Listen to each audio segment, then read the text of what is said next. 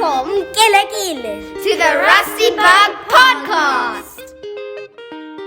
Afternoon, Rusty Bugs. I am super excited for this one and sad at the same time. But let me tell you what I'm excited about. I have Lauren Lyon. How are you? It's great to be back here, Tupelo. Thank you so much for the lovely invite. Do you remember when we started all of this? It was just me and you. I mean, we're the face of this podcast. If you watch the podcast, where there's audio, there's always Lauren and Tupelo. Are you good?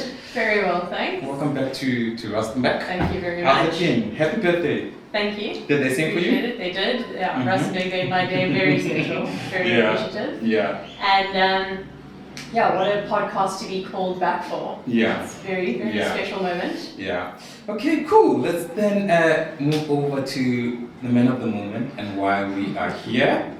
And Mr Marais. Wow. Henny. How are you doing? Wait, firstly, ladies and gentlemen, introducing Mr Marais. You don't just introduce Mr Marais just like that. Henny, how are you?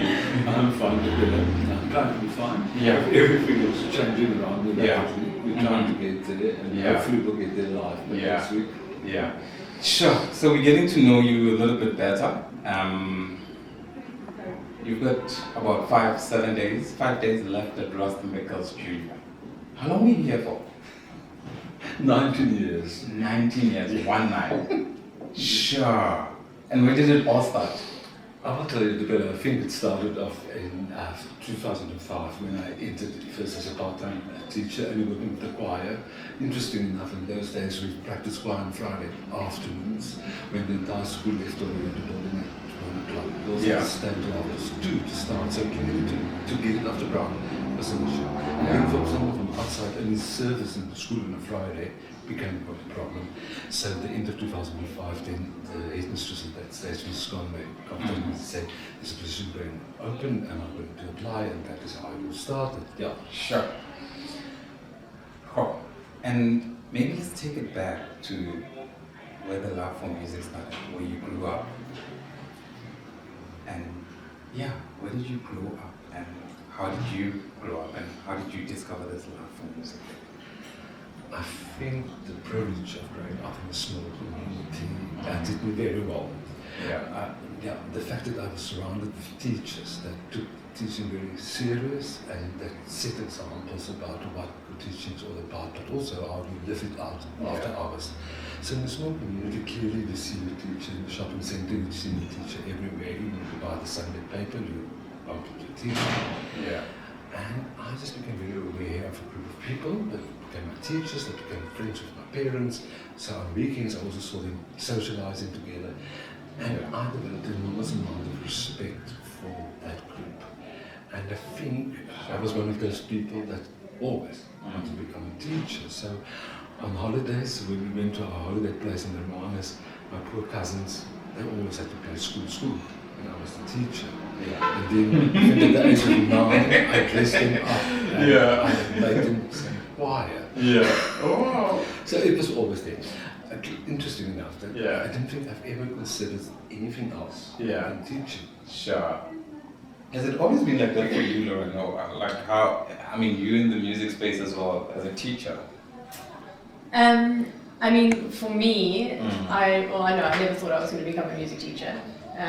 But Mr Marais was the absolute beginning of my love for music. So I never knew what music would mean to me until I saw Mr Marais arrive at junior school. And I was obviously already here. I was in grade 5 and wasn't part of the music department. I'd actually been turned away from the choir after an audition in grade 3, which I was very shocked about. But I knew that I was so nervous, so I actually went back the next day. And, so it's not the talent, it was the naps.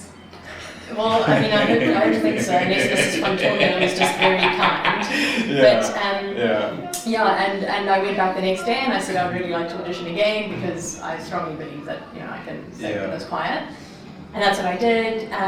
But gosh, I lasted a term. It did nothing for me. It was quite it wasn't a very inspiring environment type thing. And so I then went a few more years and I'll never forget, and I was actually telling this story to a bunch of, to my grade 3 class music the other day. And I'll never forget, it was an assembly, it was in 2005, so it was actually, Mr Marais was started part-time in 2005, working just with the choir, and then joined Rusty Mood full-time in 2006. And I'll never forget sitting in, like, quite close in the front row, just as they all sit now in assembly in the hall and everything, and seeing a man walk into the hall, and everyone was actually, because when I was at Rustenburg, there were no male teachers. You know, there were male staff on the support team and stuff, but there were absolutely no male teachers. I don't actually remember there being any male staff other than in the support staff team. And so as soon as he walked in, he kind of caught everyone's attention. And because they had the choir rehearsals on a Friday and stuff, you never really saw him. He would, arrive for choir and then leave again. And I remember just watching him and being fascinated at his conducting and just that big bright smile that he still does today with the choir. And I remember just looking and being like, wow, okay, this choir looks different, and this is a choir I want to be a part of. And then the following year in 2006, we were sitting in Miss Ludwig's art room, and because she was still my art teacher then, and the intercom announcement came over, and they said, who wants to join the choir, please go and audition now. And a friend and I looked at each other and we just packed out laughing. We were like, choir's for nerds, we're not going to go join a choir. And we said, okay, like, it's a joke, let's go do it, just for the fun of it. And I remember arriving in Mr Marais' room, and we sang a song. It was Lightly Twinkle Twinkle Little Star, because we still do that today. It's a great song to sing in an audition. And I remember him looking at both of us and being like, wow, you all sang so well, I'm not even going to make you wait to hear the outcome, you're in the choir. And I remember joining, and the funny part of it is that I didn't really enjoy school. Girls, you must go to school. But Tuesdays and Thursday mornings was the mornings of choir. And I made sure that I was at school every Tuesday and every Thursday morning. It was the 2 days in the week that I did not bunk. Because I was obsessed with choir. And I was equally obsessed with Mr Marais. And I think it was because I was so inspired. And it was just so incredible for me to find my passion, my strengths, and something that I really wanted to put my energy into. And that's where our journey started. And we're now in 2025. And we've lived many lives together. To go from biggest inspiration, and then of course when I went to university, I returned to work. And what better mentor and inspiration and person could I have to actually inspire me to want to become a teacher? And so that's actually how I never thought I was going to become a music teacher. When I was younger, I think at one point I wanted to become an art teacher or a vet or a helicopter pilot. But I think for me, I was so inspired, and I knew that music had become such a safe space for me as a child, and I wanted to make that difference in other children's lives. And so that's what inspired me to become a teacher. Lauren is speaking about so much in terms of memories and you having that ear for music. I remember we had the National Ensemble competition, and I'm like, everyone is doing so well. Like, I'm clapping hands and all of those things. But you have the responsibility of like picking who's the winner and all of those things. And I'm like, they all sound good. Like, I wouldn't be able to pick and say this one is better than this one. Not that they are better, but winning the competition. Where does that come from? That special ear for music, for talent. You were able to tell Lauren and Lauren's friend to say, hey, you guys are in. Like, I know, just by hearing those 2 notes, you're in. I really think that is instinct. I don't think there's anywhere where you can find that knowledge in a book.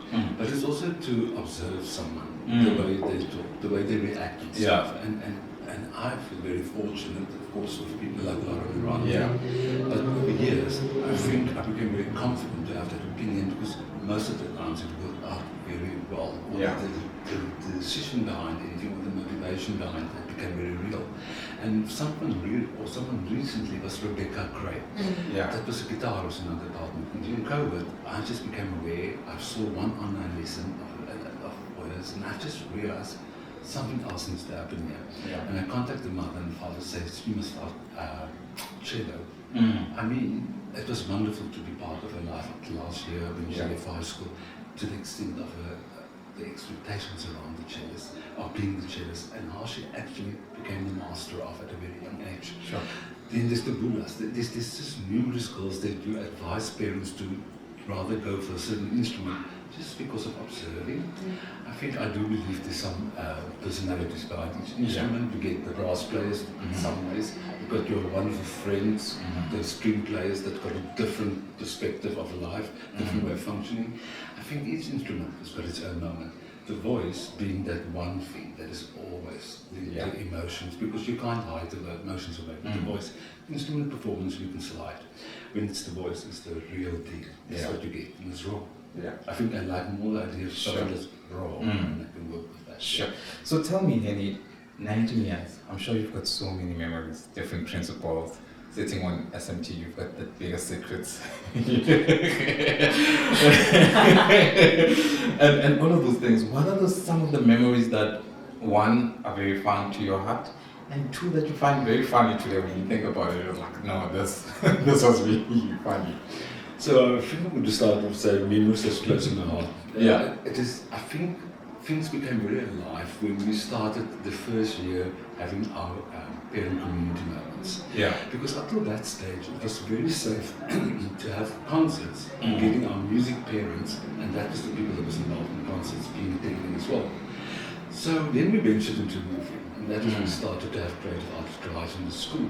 Yeah. And I remember very well, I brought an idea to school that I thought about, and that was Doodle Day. And that was even before Google climbed onto Doodle Day. So we decided we were going to have one Friday afternoon, we were going to bring in parent community, all our parents were invited, and we were going to have an entire afternoon of activities where parents could actually experience some of the creative arts activities with their girls in venues.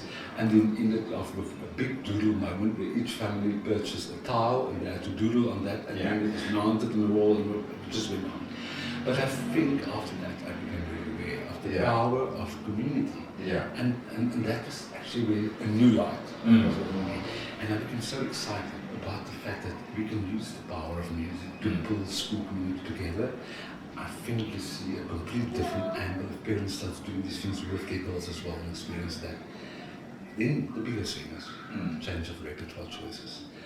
I am passionate about the fact that repertoire needs to relate to the audience. As much as I prefer, from a personal point of view, to perform certain work, I'm also aware that I need to sell music. I need to sell parents to get their children on time at practices. That is repertoire. And you need to think, if someone is at the end of the evening, at the end of a concert, if a dad is walking to the car and is listening to tune that's picked up during the concert, you've actually succeeded. And that is that fine tuning to say, I can never do what I like. I always need to feel what the needs of the community are. And that is what I need to feed in. When I choose music, when I present, when I do old school craft, it was always about that. Yeah, sure. Do you want to jump on to the next one, Laura?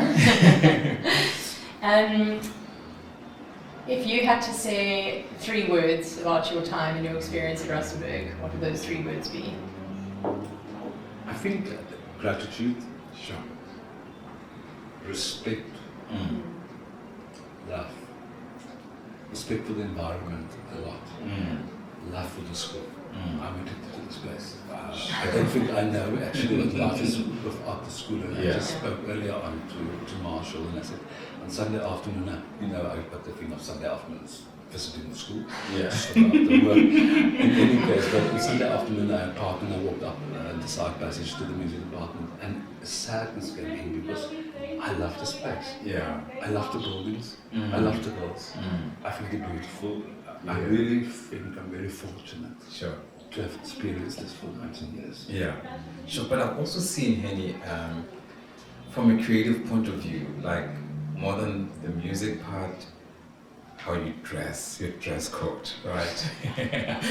The creativeness that you come up with, like even the magazine cover, from how we've changed the front office, deputy's office. for how you play around with plants, flowers. Like, it's just not an ordinary person that just comes and is passionate only about music. It's just like there's also that creative side. Is that something that you take from someone at home, or? Yeah, I think I love being surrounded with beautiful things. And I don't think it's wrong. Yeah. I don't think beautiful things is always linked to money value. Yeah. I think beautiful things you can find actually in ordinary stuff as well. Yeah. That is where it is coming from. So beautiful things, very important. Yeah. Structure, even more so important. And then I know that's out there already that I am not a sleeper. So yes, on average I sleep now for this about 2 to 3 hours a night. But that is when I get creative, and I think things up and plans up, and it's sad for my colleagues that it's always at the receiving end of that, because I can dream at night, but other people need to make it work. Yes. So that is when you need your colleagues in the buy-in of the team to get that. But yeah, there's a lot of dreaming around, and then from my personal well-being, I do that off when I'm busy with flowers, when I'm busy with something like that. So yes, there's a habit at home where I can answer someone else. But I know it's Friday afternoons from 5 to 7, I can pick up the phone because that is the time when I play flowers in my house. Sure. The rest of the time I'm putting carpet straight, I'm putting scatter cushions right. They need to say, I've got the staff so trained, they walk into my office, and the first thing they do when they leave to make sure the cushions are right, to make sure the carpet's straight. But that's the type of thing that makes me think. And I'm too old to change it now, actually.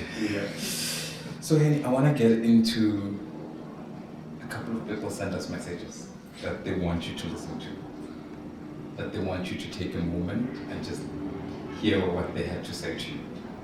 Right? So I'm going to put on my headset. So it's going to be completely silent from a video point of view, but once we do the editing, it should be fine. Let me play it for you. You do know that you're going to break my heart in pieces now. Let's listen to the voice notes first.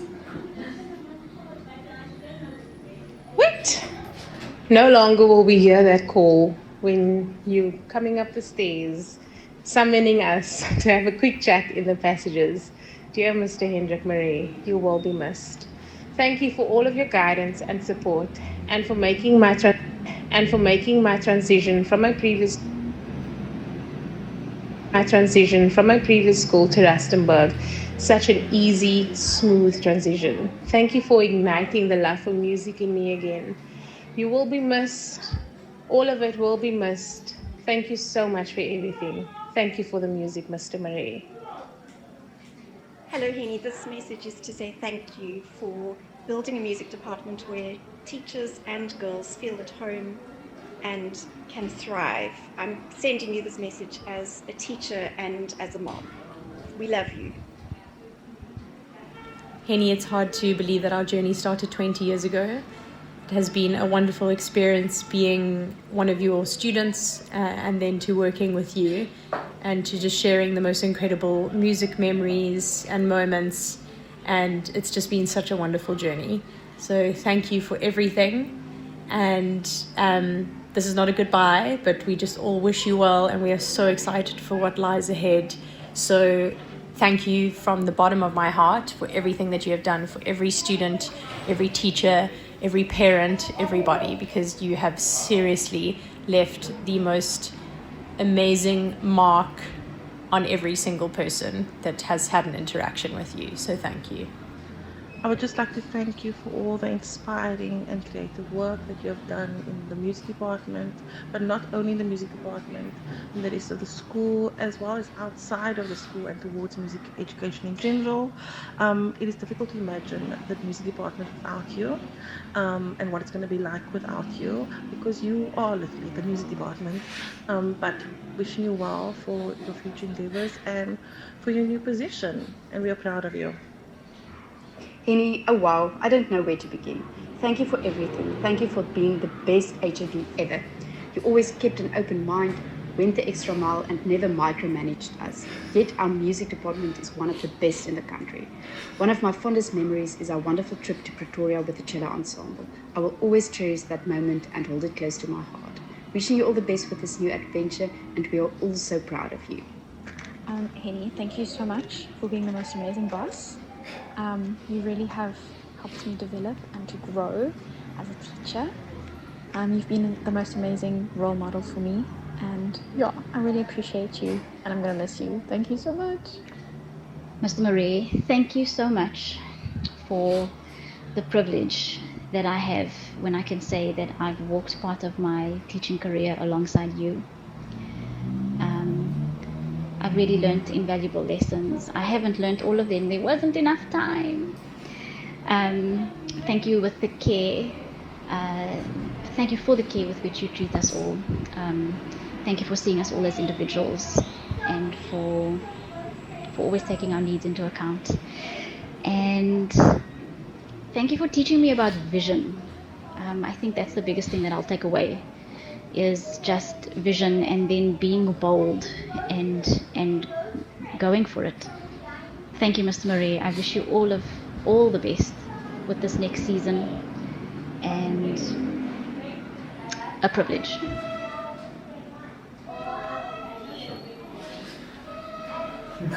So Annie, if we had everyone on that voice note in this room today, and I think I'm very lucky that we have you right here, what would you say to them after hearing that message? I want to quickly answer that one. I think it's just too emotional to go wide in that. I think the only thing that I can say is I thank you. It's never, I don't think everybody's views must be calculated. I don't think it's about me. I really think it's becoming about the music. It is lovely to hear people saying that normally I think you're only privileged to that when it's your funeral, so please can I ask to save that to be used Monday, because clearly I've lost the link of making friends and the skill of making friends. Yeah. So I wanted to rent a crowd to attend funerals so that recordings might be helpful. But can I just say that I think it must never be about how you plan stuff out. It is coming from a place of being genuine and being authentic, and just to live it out, the music, and to forget about yourself in the process. And there was a stage when I lost a bit of identity, because of the foundation phase girls, they can't remember your surname, so they just see you and they refer to you as the music man. I walked around for months about that, and what is going on here? I'm losing my surname. And then one day the light just switched on, and I realized I need to sell music throughout the school. If it is that's the title, music man that will sell and get the buy-in, so it will be. Yes, so I'm extremely proud of that part, but I think I was to say it was just never about me and myself. There was always a group of people next to me, a wonderful team, a solid team, that really switched me on all the time and made me very alert to be on top of my game as well, because they can judge as well. Yeah, sure.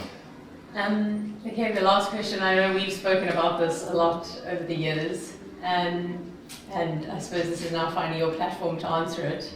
So, how do you want to be remembered at Rustenburg? No. I don't think anyone remembers anything. I think it is just one thing that you would like to take with you, and that is that you switch on the light and the passion for music and the power of communicating through music. I also think with the modern generation and younger children, they don't always have the vocabulary to express. I do think we must have the opportunity to allow them to use music to express. Singing especially to express. If there's the lack of words, if there's the lack of vocabulary, the tune can make it work. That is what I would leave behind. That the passion for music and music making will go on. And secretly, I would hope people will always remember what I tend to say in every meeting, and we just forget about always flying. Sometimes we need to prove to the world that we can just walk on basic, and being basic about stuff, strip of it, go back to the basics and just do it good. I think that is where the art is like. That is where art is. If you know you can take the simplest thing and you really can make it real and shine, that is what I would carry on. But about me, that is not supposed to be. It's about the school, always about the school. Sure. Mr. Marais? I think for me, sure, a big thank you. A big thank you. Like, we're not in the same department. We work on project-based. When there's events, when there's a couple of things, but I've always, just from far, kept on learning kept on seeing the passion, and I've seen the impact when we were using even in Pembelelo last year, personally on my life, where like I've seen just working with you, how it has opened myself into learning, understanding what you do, and also being not in a box. It has allowed me to think outside of the box. You've also influenced me to not sleeping. I'm aware of that, yes. I know when we communicate in the chats. But I also know like the standards that what you bring to the party. As whenever I'm working with you, I can't give mediocre work. I have to go out, and that's because I know what quality you bring, what standard of work you bring. And I'm sure staff members will say their final goodbye, their words to you, SMT, SGB, and all sorts of other stakeholders. But personally, thank you. I really thank you for the impact you've had personally on myself. As I watch you, as I am interacting with you, seeing how you plan things to the T, you know. And I sit and I'm like, sure, Annie. I mean, I have conversations about you at home with my friends. I mean, everywhere, you know. That what you have, the gift that you have, you know,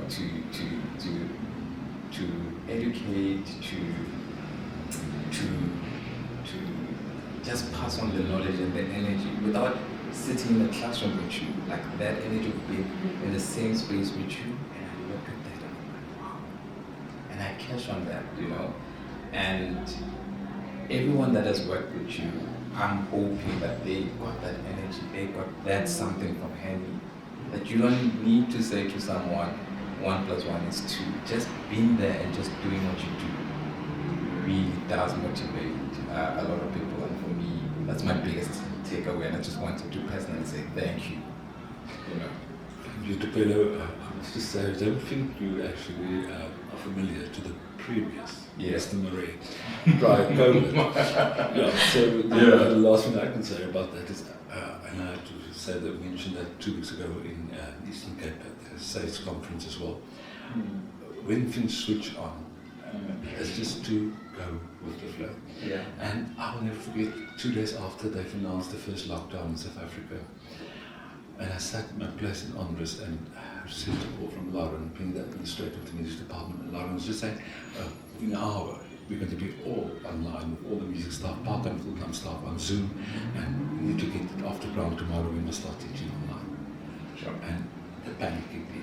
And I will never forget it. I sat through an hour meeting with all these faces on the screen that I've never experienced before. She sent me the steps how to log on to the Zoom account. Yeah. But that entire meeting, the water was running down my back. Yeah. And that was anxiety. Yeah. By the time I switched the camera off, and at that stage I was still closing the laptop as well, because I thought the camera was still continuing forever. So I was close to the laptop, and I turned around, and I walked to the garden. Yeah. I just closed my eyes and I just said, if this is what must happen now, COVID, I never want to be the same person after that period of time. Something will need to change with me. Sure. And I think something should job. Being on top of international platforms, having that so close by to read something. I don't need to travel to be part of something in Canada, to be something in Australia. I need to be awake at 3 o'clock in the morning to attend. But that's, I think it was just a complete new life. Yeah. And I'm so glad COVID happened in my life, because I think I've changed a lot with the help of young people like Lauren that took me to the next level with technology. Yeah. Yes, but there was anxiety at the moment. So COVID changed that, and I hope that is something we can live out. Yeah, no, if I tell you how many things I've learned from Lauren in terms of technology, like yeah, she is so good. Lauren, closing remarks, comments? I think, any, just from everyone, just thank you so much. It's been such an amazing journey. I know we always laugh also about we've gone full circle. I think I went from being my music teacher and biggest inspiration to my work husband. Yeah. And then I'm sorry I left the marriage, but but it's good to be back. But she kept control over my bank card, my passwords, because she can manage my card better than me. So if we get a joint bank account after you, I really appreciate it because I don't know who's going to buy me coffees every day. No, thank you. You have been, I think, the pillar of Rustenburg. I don't even want to say the pillar of the music department. You just jump in everywhere.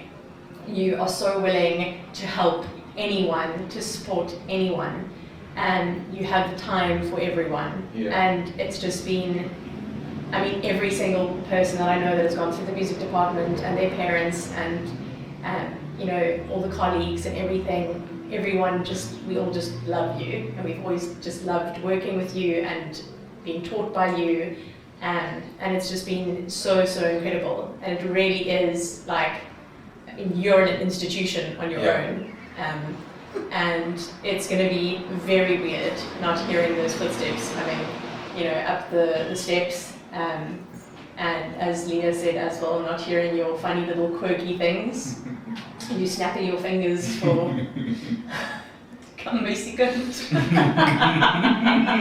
We've got so many funny things, and just all the laughs and everything. So thank you for all the love, all the laughs, all the knowledge, just endless knowledge, and just for inspiring everyone to take that next step in life that I think they were potentially actually scared to do, you know. And for just really opening the door, and also you always having an open door, I think is just incredible. I don't know how you've survived the last couple of years, because he just permanently has people in his room. But he's so open to it, and that's how he's always, you know, run the music department, is just being there for people and being able to hear everyone out. So you're 1 in a million, Henny. Frank Peterson are unbelievably lucky to get you. But I know that I'm so excited to watch your journey there, because you are so deserving of a new project, and just to make, you know, magic somewhere else, because I think it's actually only fair that magic gets shared. Rustenburg has been very selfish keeping it for so long. And elsewhere needs you, because you make such a massive difference. So thank you so much for everything. I feel so vulnerable now, because I can tell you, I've struck the government body on the other side last night in the meeting. I've announced that I needed permission to roll out the first 5-year strategic plan, several surveys that needs to get on to the staff, to the parents, to the learners. So that's really Rustenburg. So clearly, Rustenburg is going to be part of what I will do on the other side, because I've learned here. And Henny, your closing remarks may be right there to the parents, to the girls. I think the staff will have their own private goodbye. I think it's very important for me to always say that it is really about the place. This is about Rustenburg. There is just no other place like Rustenburg. I can tell you, you're driving through the gates, and something must happen to you. And I feel sorry if you must have an opportunity to change because of what gates will do to you. But there's something in the air, and I don't know if it's 151 years that's doing that, if there's the respect of education that's doing that, but the girls, the environment, how we show up, what we show up, it's always magic, and I'm so glad I've experienced that. Sure. Cool. There we have it, Rusty Bugs. Lauren Lyons, thank you very much for joining me. Thank you for the invite. I think can we do this again? Every day, we need to do this every day. Cool. Well, yeah, that's it. We're out of here. Thank you very much. Cool.